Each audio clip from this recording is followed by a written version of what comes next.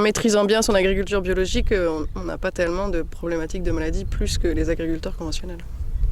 Ce qui est vrai dans l'agriculture biologique, c'est qu'on est obligé d'être plus présent dans nos vignes pour maîtriser les traitements, puisque les maladies, c'est par les traitements phytosanitaires qu'on les maîtrise. Mais si les traitements sont maîtrisés, on n'a pas plus de risques que les autres. Il me semble qu'en fait, on en a pris assez peu. Dans la mesure où on a attendu longtemps en fait, avant de s'installer.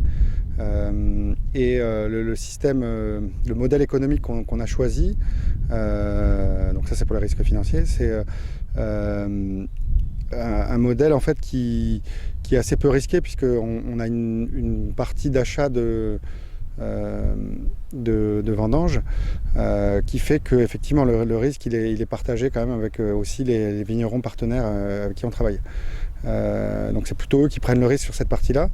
Pour moi, il n'y a pas un risque énorme de perdre du rendement ou de perdre de la récolte du fait du modèle qu'on a. Et puis, effectivement, après, au niveau du modèle économique qu'on a derrière, finalement, si on prenait un risque une année ou si on avait une perte de récolte, ça ne mettrait pas forcément en péril notre entreprise, puisqu'effectivement, il y a une partie de nos revenus qui dépendent aussi du travail des autres, des vignerons partenaires. Et donc ça nous permet effectivement d'avoir une sécurité, que ce soit pour le gel ou pour effectivement les maladies cryptogamiques qui peuvent poser des problèmes de perte de rendement.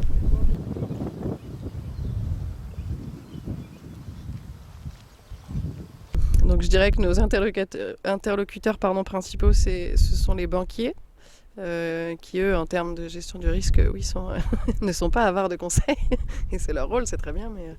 Mais en même temps, qui étaient aussi des gens qui nous ont suivis, qui étaient partants pour plein de choses sans d'inquiétude, je dirais. Donc, on est quand même en contact avec un assureur depuis, je dirais depuis octobre 2020, donc avant même d'en avoir vraiment besoin, pour assurer toute la partie matérielle quand même, donc c'est-à-dire véhicules par exemple. Là, on va bientôt s'installer dans nos propres bâtiments, donc c'est l'assurance de nos bâtiments.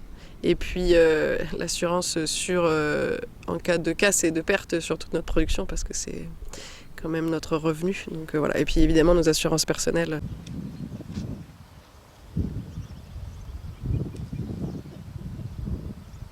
Pour tout ce qui est le risque sanitaire, j'ai l'impression que ça n'existe pas dans notre milieu.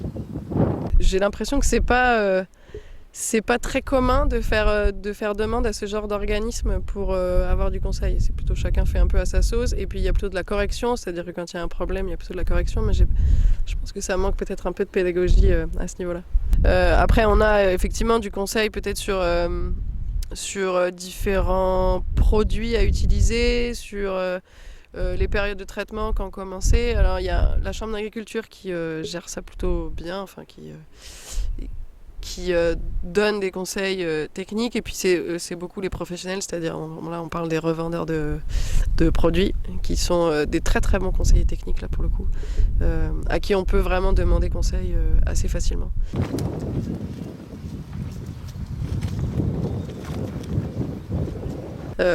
Et je pense que oui, on prend plus de risques pour notre santé. Enfin, c'est des travaux qui sont quand même physiques et dangereux, donc je pense que ça peut être une forme de prise de risque.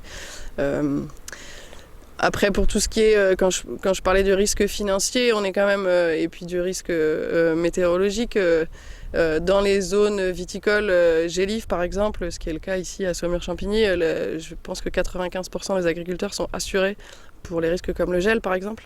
Ce qui leur permet d'avoir un petit pécule en cas de gros gel, mais malgré tout, alors c'est sûr ça permet de survivre en termes de trésorerie, mais quand on n'a pas de production pendant une année, la problématique financière elle se pose l'année suivante quand on n'a pas de volume à vendre. Mais je pense qu'en tout cas pour le risque financier, je dirais que les gens sont plutôt conservateurs, je sais pas, mais en tout cas font tout pour pas se retrouver dans une situation délicate.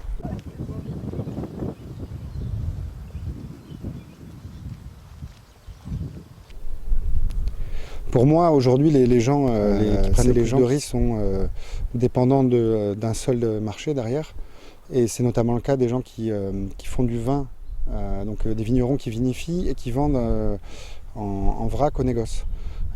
Pour moi, ça c'est des vignerons qui prennent énormément de risques parce qu'ils sont soumis aux fluctuations du marché et des rendements. Leur modèle économique il fonctionne si les rendements sont bons et que les cours sont bons. Mais dès qu'il y a un des deux paramètres qui change, ça peut vite poser des problèmes de rentabilité. Même si globalement, les gens qui sont dans des exploitations comme ça, en fait, sont des gens qui ont peu de besoins, qui ont peu d'investissement matériel.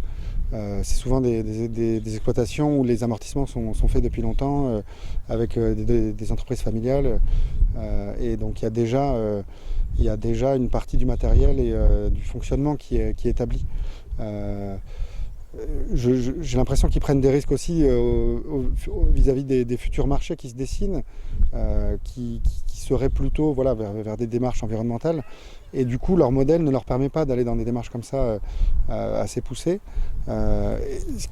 Ils risquent de se retrouver un jour face à des marchés qui ne veulent plus de leurs produits. Il y a de plus en plus une demande, je pense, des consommateurs sur quelque chose qui est sain et aussi pour l'environnement. Et du coup, pour moi, ceux qui ne sont pas dans ce modèle-là prennent des risques. Mais effectivement, chacun voit midi à sa porte. Et donc, peut-être que d'autres auraient une autre réponse. Moi, j'ai trouvé au début que ça faisait bizarre parce que on les voyait moins et aussi parce que j'avais peur que ça marchait pas. Et maintenant, je sais que ça va marcher et du coup, je suis content. Voilà.